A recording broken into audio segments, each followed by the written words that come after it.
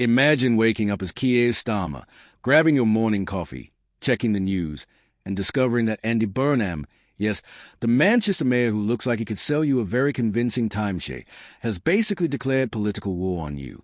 Not with a subtle hint or a gentle nudge, but with a political equivalent of setting off fireworks in your back garden while you're trying to have a quiet Sunday roast. This isn't just Labour Party drama.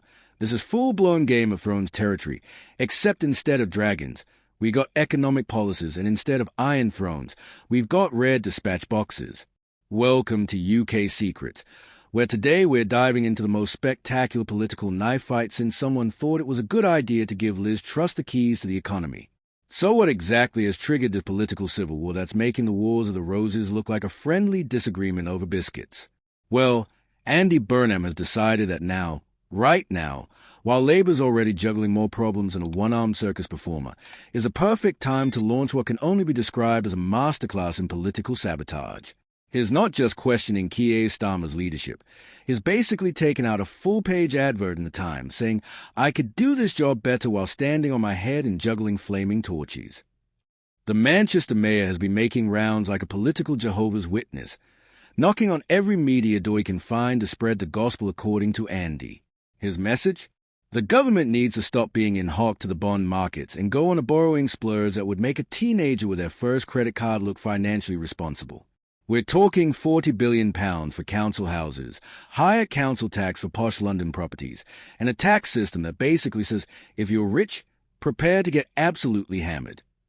Now, you'd think Starmer might respond with diplomatic silence or maybe a gentle, "Andy, mate, perhaps we could discuss this over tea?" But no, absolutely not. Instead, Keir came out swinging like a political Mike Tyson, delivering what can only be described as a verbal equivalent of being hit by a freight train made of pure savage energy.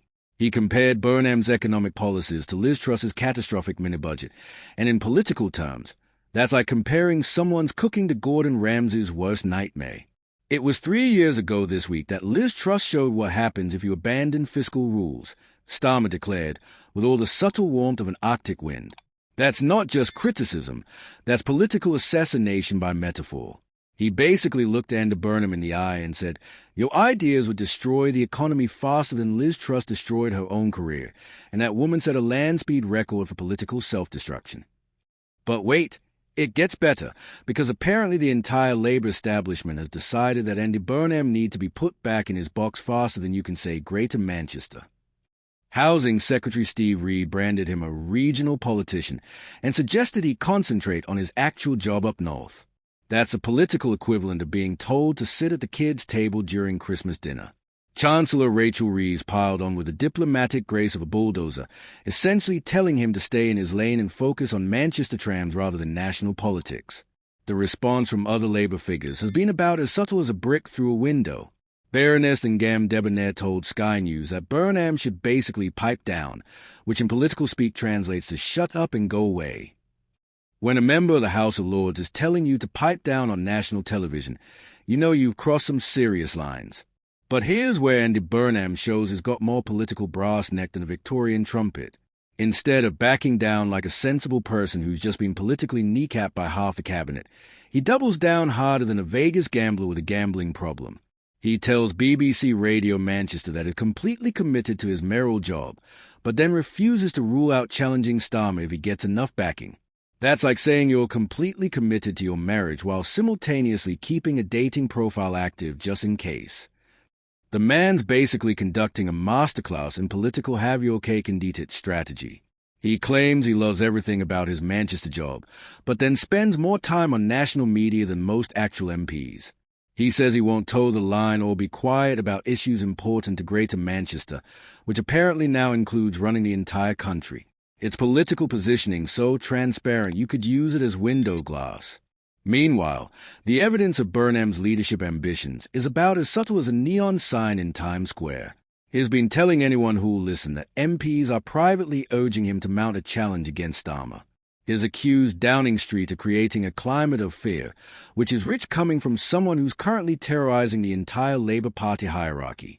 And just in case anyone missed a point, he reminded everyone that he stood for Labour leader twice before, saying, "I think that tells you, doesn't it?"